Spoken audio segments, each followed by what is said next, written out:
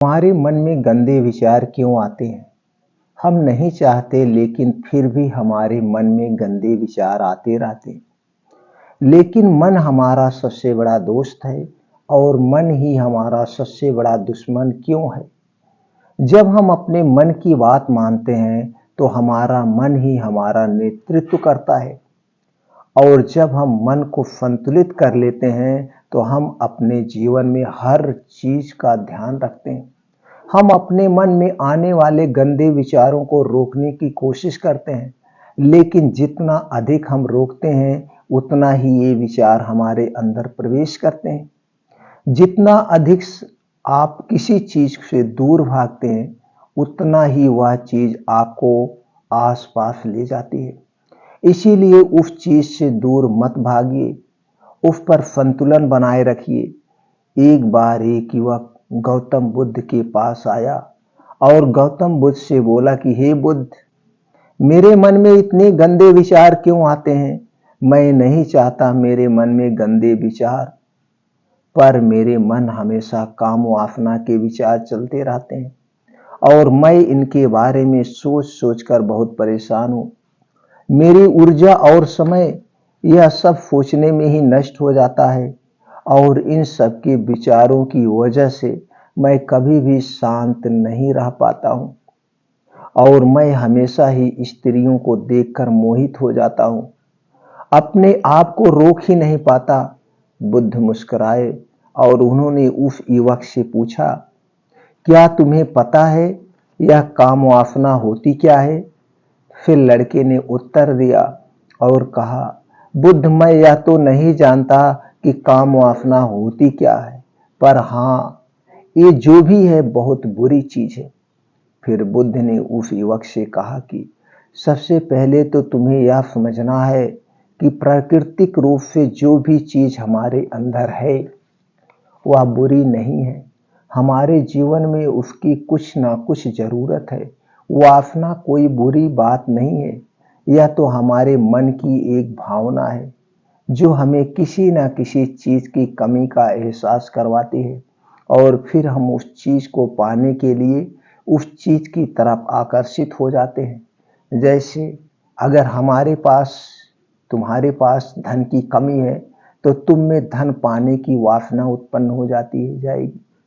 तो वासना कुछ और नहीं, बस एक प्रकार की कमी है जो कि एक प्रकार की जरूरत का एहसास है और जब ये जरूरत शारीरिक हो तो हम इसे काम वासना कह देते हैं। युवक ने गौतम बुद्ध से कहा कि कुछ मुझे काम वासना का मतलब तो समझ में आ गया, पर आप मुझे यह बताइए कि यह आती कहाँ से है और कैसे आती है? फिर गौतम बुद्ध ने कहा कि काम वासना कहीं से आती नहीं है, यह तो हमारे अंदर ही होती है और इसका होना जरूरी भी है। तो फिर लोग इसे गलत क्यों बोलते हैं? बुद्ध ने कहा, यही तो समस्या है। लोगों ने काम वासना को गलत तरीके से सोच विचार लिया है। इसे छिपाने की, दबाने की कोशिश करते हैं। काम वासना गलत नहीं है, बल्कि काम वासना का गलत तरीके से प्रयोग करना गलत बात है। लोग जिससे प्रेम करते हैं बस उसी के लिए जीने लग जाते हैं, उसे पाना ही अपना लक्ष्य बना लेते हैं और उसी के बारे में हमेशा सोचते रहते हैं, पर यह सब गलत है। बुद्ध ने युवक से कहा, क्या तुम्हें पता है कि जानवरों में भी काम वासना होती है? युवक ने उत्तर दिया, हाँ बुद्ध, जानवरों में भी काम वासना होती है, क्योंकि जानवर भी तो अब आखिर अपनी पीढ़ी को आगे बढ़ाएंगे। फिर बुद्ध ने कहा, तो फिर हम जानवरों की काम वासना को गलत क्यों नहीं कहते? युवक ने कहा, मुझे नहीं पता महात्मा, आप ही मुझे बताइए। गौतम बुद्ध ने कहा कि जानवर अपने काम वासना का प्रयोग आनंद प्राप्ति के लिए नहीं करते, वह तो सिर्फ संतान उत्पन्न करने के लिए काम वासना का उपयोग करते हैं। जानवरों को प्रकृति ने इतनी समझ नहीं दी कि वह काम वासना को अपने सुख का आधार बना ले, जबकि मनुष्य अपनी समझ के बलबूते पर प्रकृति में पाई जाने वाली प्रत्येक वस्तु को अपने सुख के लिए, अपने आनंद के लिए प्रयोग करता है। हम इंसानों ने ही काम वासना को अपने सुख का साधन बना लिया है, जबकि प्रकृति ने तो हमें अपने वंश को आगे बढ़ाने के लिए दिया था। लेकिन इंसानों ने इसे अपने जीवन को आगे बढ़ाने के लिए दिया, लेकिन इंसान ने तो अपने जीवन का परम लक्ष्य ही बना लिया है और इस तरह से काम वासना का वह गलत लगा लेते हैं, गलत मानते हैं, गलत ढंग से प्रयोग करते हैं। युवक ने पूछा, महात्मा जी, ये काम वासना हम पर हावी क्यों होती है, क्यों यह बेलगाम हो जाती है? तब गौतम बुद्ध ने कहा कि सुनो, अब मैं जो तुम्हें बताऊंगा उसे तुम ध्यान पूर्वक सुनना। काम वासना का सारा खेल तुम्हारे समझ में आ जाएगा, तुम्हें तुम्हारे सारे सवालों का जवाब मिल जाएगा, बस तुम्हें ध्यान से सुन करके समझना है। फिर गौतम बुद्ध उस युवक को बताना शुरू करते हैं। एक बार की बात है, एक आश्रम में गुरु और उनके शिष्य रहा करते थे, जिससे रोजाना आश्रम के बाहर स्थित गांव में भिक्षा लेने के लिए जाते थे। उसी आश्रम का एक शिष्य जिस गांव में भिक्षा लेने जाता था, उसी रास्ते में एक नदी पड़ती थी, जिसमें रोज उसी रास्ते से भिक्षा लेने वह जाता था। एक दिन उसने देखा कि एक लड़का पेड़ के पीछे छिपा है। वह उस लड़के के पास गया और उससे जाकर बोला, भाई, तुम इस पेड़ के पीछे छिपकर क्या देख रहे हो? लड़के ने कहा, अरे, तुझे नहीं दिख रहा है क्या कि मैं क्या देख रहा हूं? तब शिष्य ने नदी की तरफ देखा तो वहां पर कुछ लड़कियां पानी भर रही थी। वो लड़कियां 14-15 साल की थी, 14-15 साल की थी। तब शिष्य ने उस लड़के से कहा, अरे भाई, वहां पर तो लड़कियां पानी भर रही हैं, इसमें छिपकर देखने वाली क्या बात है? तब वह लड़का शिष्य की तरफ देखकर उससे कहता, अरे पागल, तुम्हें दिखाई नहीं दे रहा है यह परी कैसे नदी से पानी ला रही हैं? जरा उनकी अदाओं को तो देखो, उनके कोमल शरीर को तो देखो, उनकी पतली कमर मटके मटके को उठाते समय बल खाती है और उनके बाल उनकी कमर तक कैसे लटक रहे हैं, कैसे लहरा रहे हैं, मानो सुंदरता बिखरी पड़ी हुई हो। उसने फिर से नदी के किनारे देखा और इस बार वह नदी के किनारे देखता रहा। अब कुछ भी दिखाई नहीं दे रहा था और वह बिल्कुल निडर था। उसे किसी भी चीज का कोई डर नहीं था, लेकिन अब वो छिपने लगा और उन लड़कियों को देखने लगा जैसे उसने कोई अपराध कर दिया, जैसे उसने कोई अपराध कर दिया। और जब वो छिप कर उन लड़कियों को देख रहा था, तभी वह अचानक से अंदर से कांप गया और उसने कहा कि ये मैं क्या कर रहा हूँ, मैं जो कर रहा हूँ वह सही है कि नहीं, मुझे यहाँ से चले जाना चाहिए। और फिर वहां से जल्दी से चला गया। वो आश्रम पहुंच जाता है। आश्रम जाकर वो अपने कार्यों में लग जाता है, लेकिन जो अभी वो देख कर आया था वही उसकी आंखों के सामने बार बार आ रहा था। उसके मन में यही दृश्य चल रहा था। उसका दिमाग सब कुछ देखने के लिए संघर्ष कर रहा था। उसका किसी भी काम में मन नहीं लग रहा था। सुबह होते ही वह रोज जल्दी से ही भिक्षा के लिए आश्रम से निकल जाता, जहां पर वह लड़का पहले से मौजूद रहता था। उसके साथ मिलकर लड़कियों को छुप छुप कर देखता था। अब वह ऐसा रोज करने लग गया, यह उसके रोज का काम हो गया। अब उस शिष्य का मन किसी भी काम में नहीं लगता था। वह हमेशा किसी न किसी प्रकार के विचार में उलझा रहता था।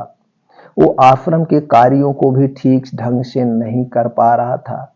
ना वो ठीक ढंग से सो पाता था, ना वो ठीक ढंग से खाना खा पाता था। उसका मन बेचैन सा रहता था। उसका मन बार बार उन लड़कियों को खूबसूरती देखने को मचलता था। जब गुरु शिक्षा दे रहे थे, तब भी उसका मन किन्हीं अन्य विचारों में खोया हुआ था। गुरु ने अपने शिष्य की इन हरकतों को भांप लिया था। फिर एक दिन गुरु ने शिष्य को अपने पास बुलाया और कहा कि आज से मैं आज से मैं तुम्हारे साथ भिक्षा मांगने चलूंगा। आप और मैं एक साथ भिक्षा मांगने चलेंगे। तभी शिष्य गुरु को मना करते हुए बोला, नहीं गुरुदेव, आप परेशान क्यों हो रहे हो? मैं अकेला ही ठीक से भिक्षा मांग सकता हूँ। गुरु ने शिष्य से कहा कि ठीक है, तुम अकेले ही भिक्षा मांगने जाओ। जिससे वह वहां से तुरंत भिक्षा मांगने के लिए निकल पड़ा। सभी लोग उसे देखने के लिए उसके पीछे पीछे चलने लगे। थोड़ी दूर जाने पर गुरु ने देखा कि उनका शिष्य एक अपराधी की तरह एक लड़के के साथ पेड़ के पीछे छिपा हुआ है और छिपकर कुछ देख रहा है। गुरु भी अपने शिष्य के पीछे जाकर खड़े हो गए कि उसका शिष्य क्या देख रहा है, जिसे देखने के लिए वह एक अपराधी की तरह पेड़ के पीछे छिपा हुआ है। गुरु ने देखा कि उनका शिष्य पेड़ के पीछे छिपकर नदी से पानी ले रही लड़कियों को देख रहा है। तब गुरु ने शिष्य से कहा, क्या देख रहे हो? अपने गुरु की आवाज सुनकर वह डर गया और उसके पसीने छूटने लगे। वह ऐसे कांपने लगा जैसे उसने किसी चोर को चोरी करते समय पकड़ लिया हो। उसी से ही उसकी हालत खराब हो गई। वो कुछ भी नहीं बोल पा रहा था और दूसरा जो शिष्य के साथ था वो वहां से भाग गया। उसके मुख से कुछ भी टूटे फूटे शब्द बाहर ही नहीं निकल रहे थे। वह अपने गुरु से नजरें नहीं मिला पा रहा था। गुरु ने शिष्य की तरफ देखा और कहा कि मेरा शिष्य तो निर्भय था, उसे तो किसी भी चीज का डर नहीं था, लेकिन ये क्या, तुम तो भय के मारे कांप रहे हो। शिष्य ने गुरु से कहा कि मुझे माफ कर दो गुरुदेव, मेरा उसमें कोई दोष नहीं है। उस लड़के ने मुझे बहका दिया था, लेकिन आपसे मैं वादा करता हूं कि आज के बाद से मैं ऐसा कभी दोबारा नहीं करूंगा। मुझे माफ कर दो गुरुदेव। गुरु ने शिष्य से कहा, कोई बात नहीं, कोई बात नहीं। इस बात का तुम ध्यान मत रखना कि तुम जैसी संगत करते हो वैसा ही फल हमें प्राप्त होता है। हम जैसी संगत करते हैं उसके विचार हमारे अंदर प्रवेश करते हैं। इसीलिए अच्छी संगत करो जिससे तुम्हारे अंदर अच्छे विचारों का प्रवेश हो। फिर गुरु और शिष्य आश्रम लौट आए और फिर से शिष्य आश्रम के कार्यों पर ध्यान देने लगा। उसने उस रास्ते को छोड़ दिया और दूसरे रास्ते से जाने लगा। वो अपने काम को ध्यान से करता, लेकिन धीरे धीरे उसके अंदर क्रोध उत्पन्न हो गया और फिर वो दूसरे शिष्यों पर क्रोध करने लगा और बेचैन रहने लगा। अब वो सही समय पर भोजन भी नहीं करता था और भोजन भी बहुत कम खाता था। एक रात गुरु शिष्य के पास आए और उससे बोले कि अब तक तुमने कितनी बार अपना वादा तोड़ दिया। यह सुनकर शिष्य अपने गुरु के चरणों में गिर गया और रोने लगा। रोते रोते ही उसने गुरु से कहा कि गुरुदेव, मैं कई बार अपना वादा तोड़ चुका हूं, लेकिन फिर मैं वादा करता हूं। हर बार जब मैं वादा तोड़ देता हूं तो मेरा मन मेरे बस में नहीं रहता है।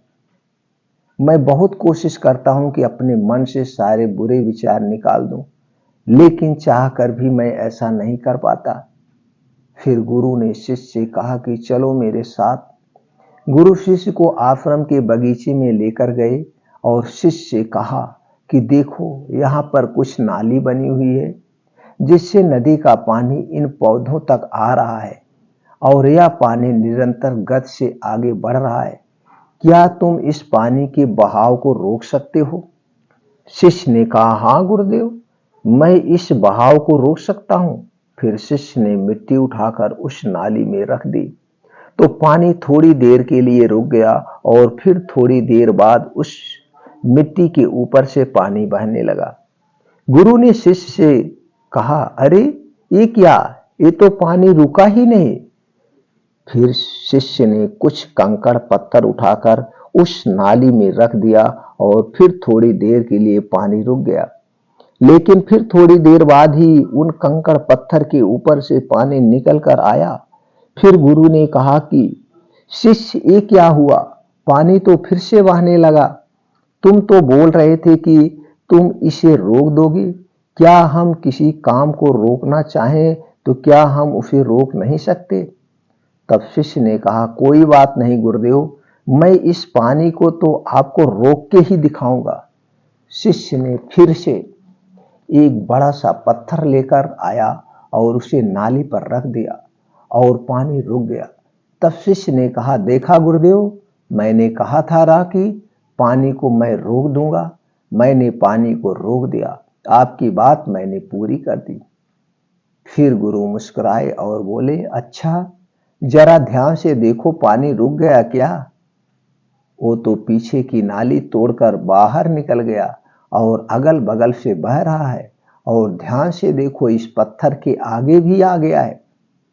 ये पानी अपना रास्ता बदलकर फिर से आगे की तरफ जाएगा। और फिर थोड़ी देर बाद ऐसा ही हुआ। फिर गुरु ने शिष्य को समझाया कि तुम्हारे साथ भी तो ऐसा ही चल रहा है। तुम बार बार प्रयास कर रहे हो, पर हर बार तुम्हारा प्रयास टूट रहा है और यह हमेशा टूटता ही रहेगा। तुम कितना भी बड़ा पत्थर रख लो, लेकिन पानी तो अपना रास्ता बना ही लेगा। यह सब देखकर शिष्य ने गुरु से कहा कि हे गुरुदेव, क्या कोई तरीका नहीं है जिससे मैं गंदे विचारों को बाहर निकाल सकूं और मेरे मन में आए ही ना? फिर गुरु शिष्य को एक नदी के पास ले गए जहां से उस बगीचे में पानी जा रहा था। गुरु ने शिष्य से कहा, वो पानी इसी नदी से जा रहा है। अगर हम यहीं से उस रास्ते को बंद कर दें जहां से पानी बगीचे में जा रहा है, तब क्या हम पानी को रोक नहीं सकते? तब शिष्य ने कहा कि हाँ गुरुदेव, अवश्य ऐसा हो सकता है।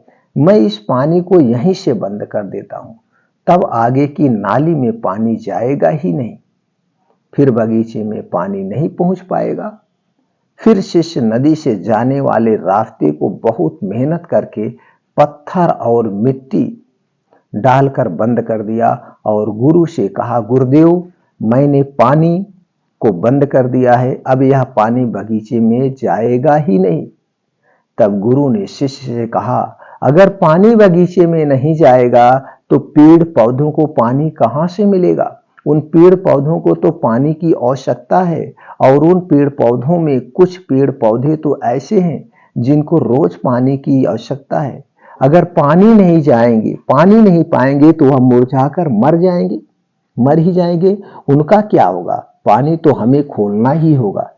शिष्य ने गुरु की बात सुनकर वापस नदी के से जाने वाले पानी का रास्ता खोल दिया, पानी का रास्ता खोल दिया।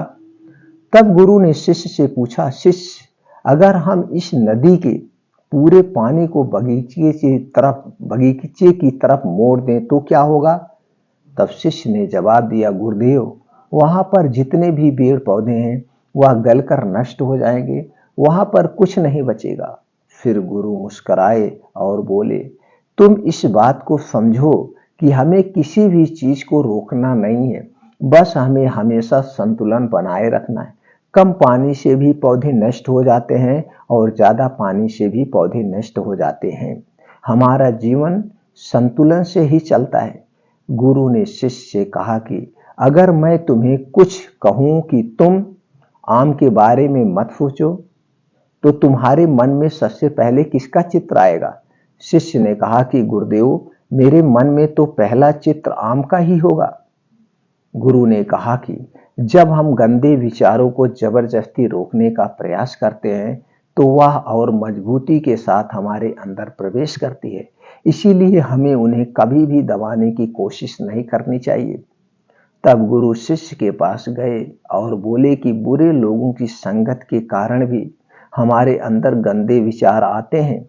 कभी कभी ऐसा होता है कि हमारे अंदर कामुकता नहीं होती है, लेकिन कुछ अश्लील लोगों के साथ रहने के कारण वह हम पर हावी हो जाती है।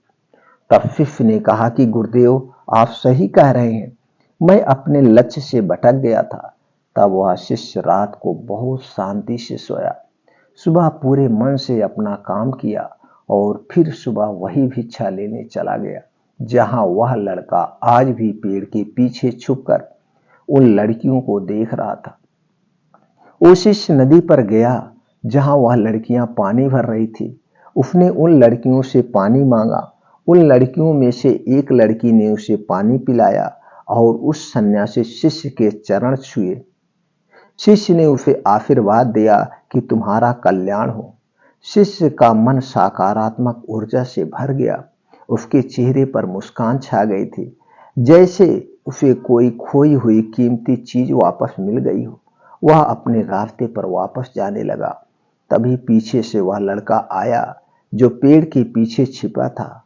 वह शिष्य के पास आया और बोला कि क्या बात है कि आज तुमने करीब से देख रहे हो, आज तुमने करीब से देख लिया, आप तो मुझसे आगे निकल गए।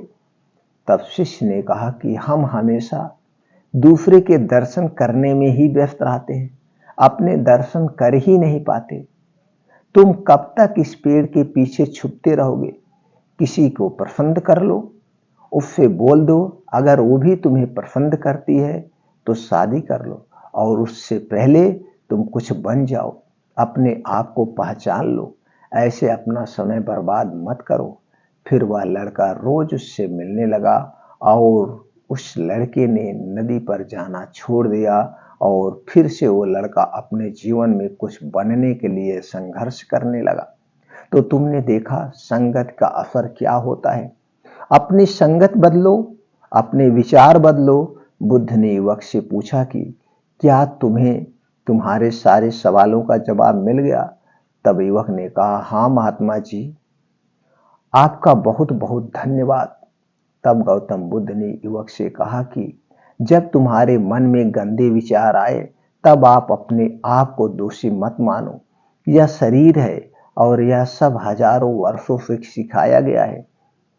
एक केवल तुम्हारे सोच लेने से, शपथ लेने से ये टूटने वाला नहीं है, लेकिन तुम्हारे पास वो शक्ति है, वो ऊर्जा है जिसका तुम्हें संतुलन बनाकर उपयोग करना है। तुम एक जीवित ऊर्जा हो जो कुछ भी अनुभव करने के लिए स्वतंत्र हो, जो निर्माण करने के लिए स्वतंत्र हैं। इसीलिए तुम अपने आप को पहचानो। यह बोलकर गौतम बुद्ध मौन हो गए और वो युवक वहां से चला गया और वह अपने जीवन में वैसे ही बदलाव लाया जैसा भगवान महात्मा बुद्ध कहे थे, और बदलाव करके वह एक सफल और संपन्न आदमी बन गया। दोस्तों, इस छोटी सी कहानी से आपको क्या ज्ञान प्राप्त हुआ, हमें कमेंट सेक्शन में जरूर बताइएगा।